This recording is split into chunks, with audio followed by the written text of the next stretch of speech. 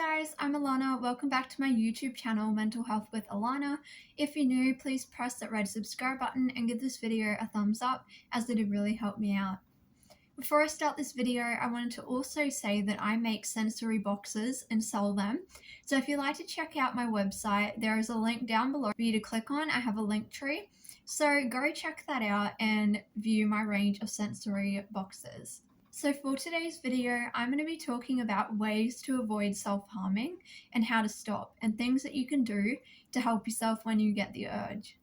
So I made a lot of videos on self-harm on my YouTube channel before, so if you'd like to check them out, I have a playlist. But my first tip is to use ice, or to put your face in a bowl of ice cold water. This actually shocks your nervous system and helps your heart rate come down. So that's a really good way of de-stressing and physically changing your body. This is something that I learned during DBT, dialectical behavioral therapy. And yeah, for a lot of people, using ice, like holding ice cubes, drinking a cold water, like that's really cold. I often do it with drinking. Like drink a cold beverage, something that's cold, or drink something that's soothing. So you could have a cup of tea or a coffee or something, whatever you find most helpful, either hot or cold. But yeah, I know for a lot of people, holding ice cubes or an ice pack, it doesn't have to be ice cubes, an ice pack can be like super helpful. And when I was in hospital, they actually had ice packs available for people if they wanted to use them for that reason. My second one is to snap a rubber band on your wrist. This can be a really easy way to still kind of feel that sensation, but without actually harming yourself and causing, like a lot of harm. And this is something that I used to use a lot when I was a teenager, and I found it really helpful. And it's something you can do if you're out as well, because you can just keep a rubber band on your wrist and use it whenever you feel triggered. My third tip is to do some art.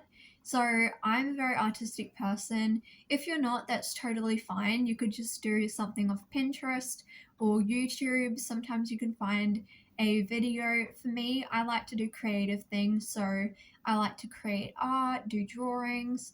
I like to knit or do a bit of painting, like really easy painting. Not something that's super stressful, but anything like that, even coloring in, can be a great tool to distract yourself. My fourth one is go on a walk, but only do this if you feel safe. So yeah, getting outside, go for a walk in the fresh air can be very beneficial, and it's also great to get in some daily exercise. And you don't have to go for a really long walk. I go for a walk almost every day, just a 20-minute around the block where I live, and I often go with my dad, so I get to have a chat while we're walking, and it's something that I really enjoy doing, and I like to be outside in nature, and I find this really helpful for me. And I notice that when I have a really bad day or I'm feeling really down, I don't feel like going for a walk, but if I push myself to go, I often go for a walk and then feel really happy when I come back, because I actually did something and I got out of the house, even if it's only for 15-20 minutes. Fifth one is to text somebody. Now, this one, for me, I don't normally do. It depends, but I wanted to put this in because I know some people find it helpful. When I'm having urges, texting someone isn't really the best way for me to cope. I just don't find it that helpful, but if you find it helpful, definitely give this one a try. These are all things that I'm just bringing up so you can try them and find what you like, because not everyone will obviously find these things helpful, and you have to test them out to see which one works the best for you. My sixth one is to use sensory items. So this is obviously a big one for me because I make sensory boxes. And I have my own sensory kit, and this has been a big game changer for me, and I found this one of the most helpful things for minimizing my self-harm. And I also find it helpful when I go out because I always take a sensory item with me, and I actually have one here. So this is just a tangle, and it's really easy to just play with this, and I take it with me when I go out, and I just put it on my wrist, and take it with me, and I find sensory items of any sort really, really helpful.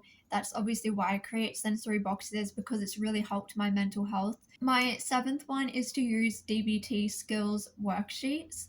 So if you don't know what DBT is, it's dialectical behavioral therapy, and I've done this inpatient and outpatient, and it basically gives you a bunch of different acronyms and worksheets that can help you depending on what the issue is. So if you're dealing with self-harm urges, there's a whole section called distress tolerance, and it goes through a lot of the things I was talking about, like putting your face in cold water, doing exercise, those type of things. You can look this up on Pinterest, and you can actually check out DBT worksheets on Google. Just type in DBT distress tolerance. Pinterest, Google will have it, and you can print out the worksheets or just do them in a journal. And yeah, this is really good for people who are starting out with trying to, deal with self-harm urges or with mental distress. My eighth one is to play with a pet if you have one.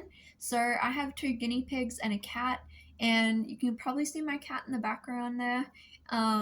I find playing with my guinea pigs really helpful, or just even sitting with my cat while she's asleep. I find that really helpful because it cheers me up and it gets my focus off me and onto something else.